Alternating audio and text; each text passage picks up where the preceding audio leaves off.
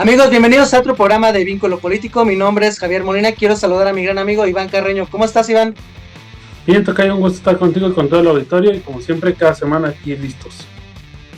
Gracias por vernos y a continuación vamos a hacer el análisis más importante de la semana. El tema se va a llamar Calificando a Lorenzo Córdoba en el INE-IFE. Como ustedes saben, hace unos días Lorenzo Córdoba acaba de terminar su periodo de presidente al frente del Instituto Nacional Electoral y, como sabemos, tuvo una etapa muy controvertida de confrontación con lo que era la coalición de la 4T con el presidente López Obrador, y estamos también conscientes de que se volvió un partícipe en contra de lo que era la propuesta de reforma electoral que mandó el presidente de la República a la Cámara de Diputados y Senadores. En esta situación queremos una evaluación de Lorenzo Córdoba porque consideramos que tuvo un papel muy trascendente respecto a la figura que tuvo hasta al frente de este organismo y electoral, pero antes que nada quisiera hacer una pequeña mención de que si analizamos políticamente cuál ha sido el papel político de Lorenzo Córdoba en este instituto, nos vamos a dar cuenta que este hombre fue asesor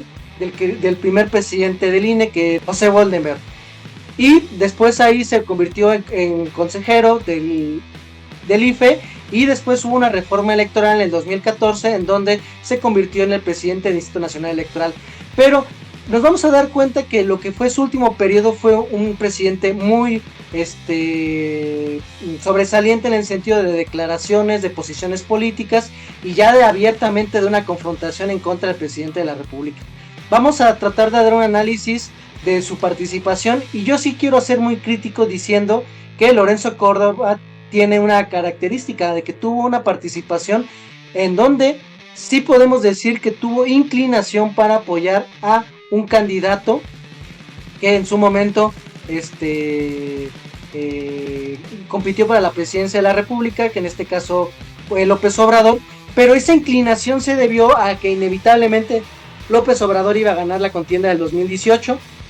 Ya no nos venden la idea de que gracias al órgano electoral fue que López Obrador ganó, cuando en realidad pues fue el voto de 30 millones de mexicanos. Evidentemente influyó mucho la capacidad organizativa que tuvo el órgano para organizar esta elección. Pero si recordamos cómo fue la llegada de Lorenzo Córdoba a la presidencia y que previamente él pertenecía a la élite del Instituto de Jurídicas de la UNAM, que llegó con José Goldenberg a apoderarse de las estructuras de poder político y presupuestario del INE, nos vamos a dar cuenta que cuando fue nombrado presidente del INE, él llevó con el apoyo decisivo, entre comillas, propuesta de los chuchos, en su momento dirigentes del PRD, pero tuvo el apoyo de Enrique Peña Nieto y evidentemente la participación y apoyo del PRI.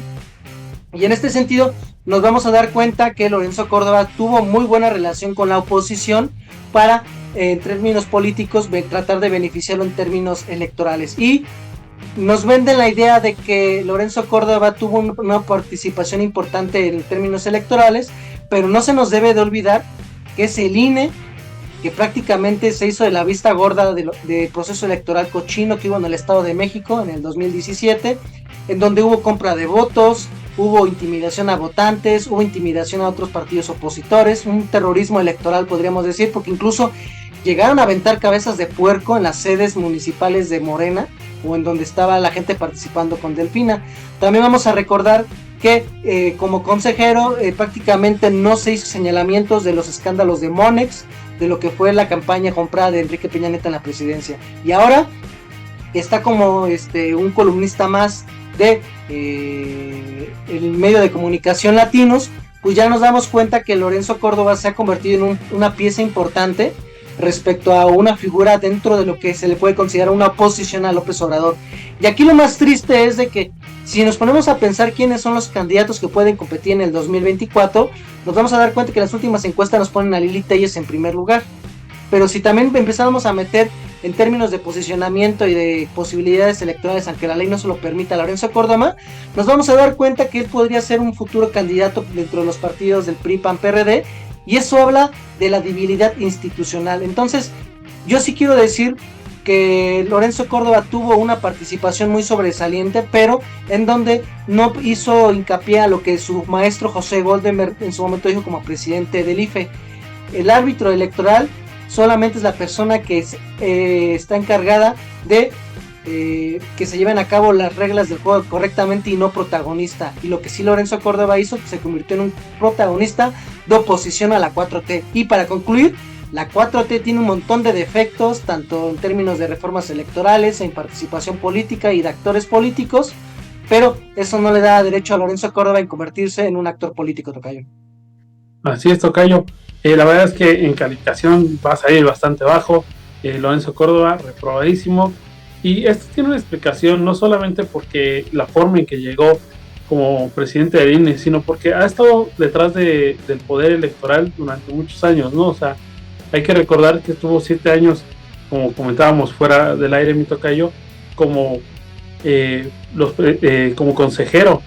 en el IFE, que después de la reforma se hizo INE, y en el INE ya como el presidente, ¿no? También de los consejeros. Entonces, lleva muchos años en el poder, llevaba 15 años, realmente si tú escuchas a los otros consejeros que no eran de su grupo, puedes hablar y pueden decirlo en algunas entrevistas, como fue en Chamuco TV, que alguna vez se le hizo una entrevista a otros consejeros, y decían que no era nada democrático, ¿no? Como una persona que lleva 15 años dentro del poder, enquistado en el poder electoral, habla de democracia cuando él en su instituto no es nada democrático, cuando él tenía una inclinación política muy evidente, como ya lo decías. También en la elección de Coahuila se cometieron varias faltas en el 2017, el acusado de autoritarismo incluso por esas decisiones, a través también hace unos años, a través del INE, como se dice clásicamente, bajó de la candidatura a Clara Brugada, la actual gobernante de Iztapalapa. Entonces pues sí hizo varios actos bastante reprochables, guardó silencio en momentos que debería haber protestado, cuando la población mexicana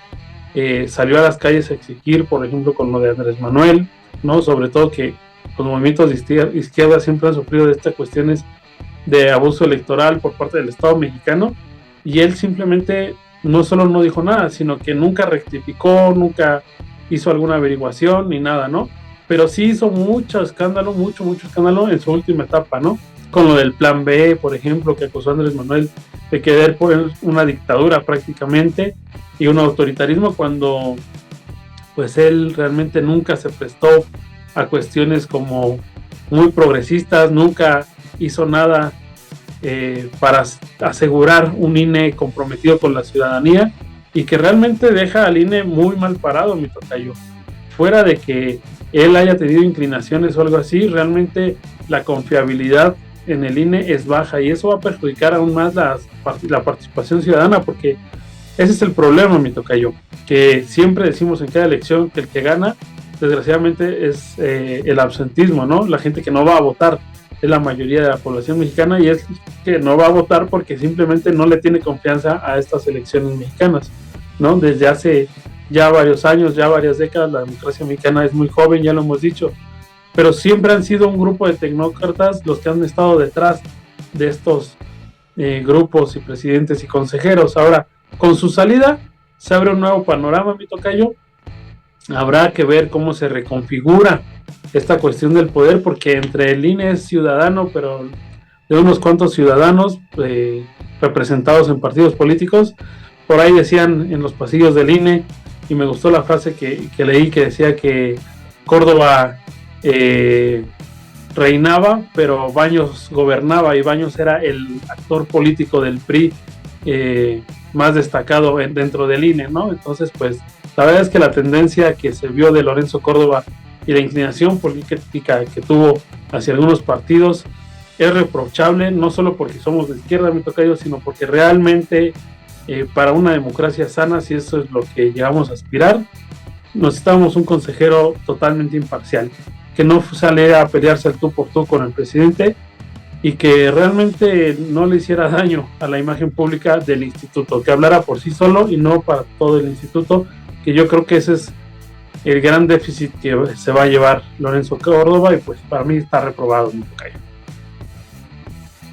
Coincido totalmente contigo, y ahorita vamos a ver la participación que va a tener como columnista en Latinos de Lorenzo Córdoba, y también lo vamos a ver en la disputa por el control de la UNAM, porque él como cabeza de grupo del Instituto de Jurídicas va a tener participación en lo que va a ser el cambio de rector. Pero nos vemos en una siguiente edición de Vínculo Político, amigos. Gracias. Hasta luego.